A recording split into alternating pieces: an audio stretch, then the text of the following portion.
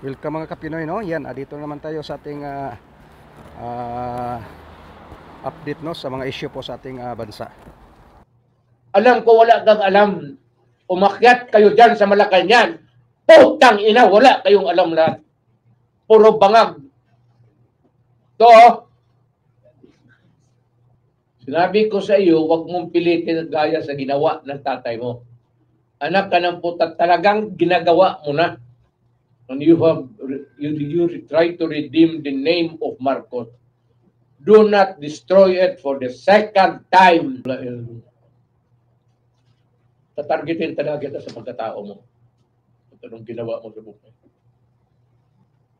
Lagdamayo, huwag mo akong pilitin. Kayo ni Bongbong. Magbarkada kayo. Alam ko yan. Huwag mo akong pilitin na bubuga ako dito na masaktan kayo lahat.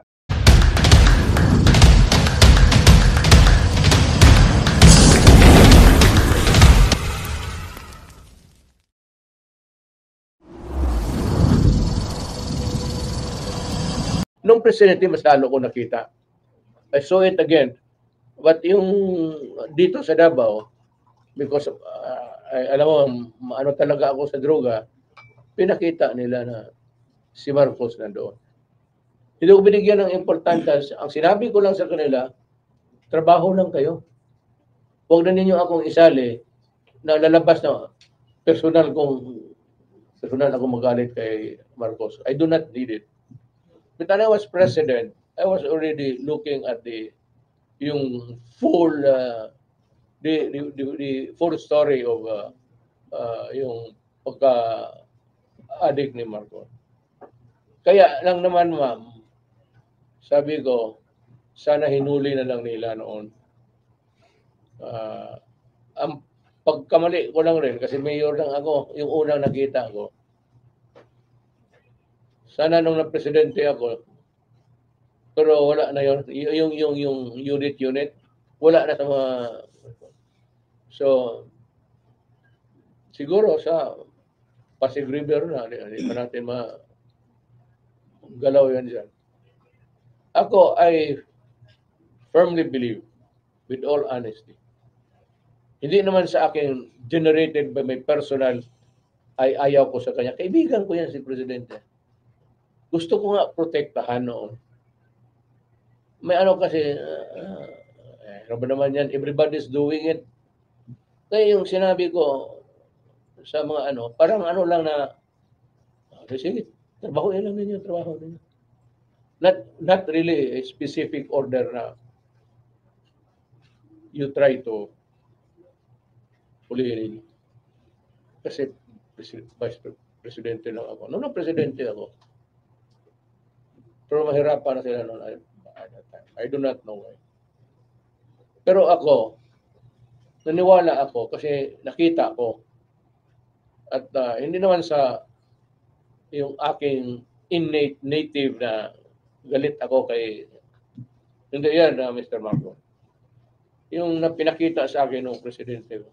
Alam ko yan, pinakita rin sa iyo kasi presidente ka. O takot lang yung mga gagawin sa PDL. At lahat ng dokumento na yan, talagang inano na yan. It's either they were erased or... Pero balik tayo dito sa ano, nandito man si Secretary Alvarez. We are friends. Hindi naman kami nag-away. Contrary to popular notion, hindi kami nag-away. Kaibigan ko siya sa nung congressman. Magkatabi kami. Mabuting tao naman si Peboto. Yung ano kami, sabi niya, wala man tayong problema. Of course, he said something about my daughter. But you know, politika eh. So at saka, alam mo naman ang ginawa na, he has to face the consequences also of being criticized. Ganun yan. Siya yung gumalaw.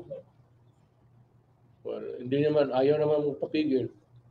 In matters of politics, hindi na talaga nagpapigil yan si Inday Sara. Kaya sinabi ko siya, out of my control. So wala kaming away. So, I will support him. I will support the governor. because he's a victim of, how would I describe it? Of, Oppression. oppression and itong forcity. Forcity on the part of government, whatever it is. Bakit hindi nila ipalabas? At walang ano. Kaya dapat mag-akyat na siya sa Supreme Court. Kaya yun guys, no, yan po ang ating update. Kaya thank you so much, no, again.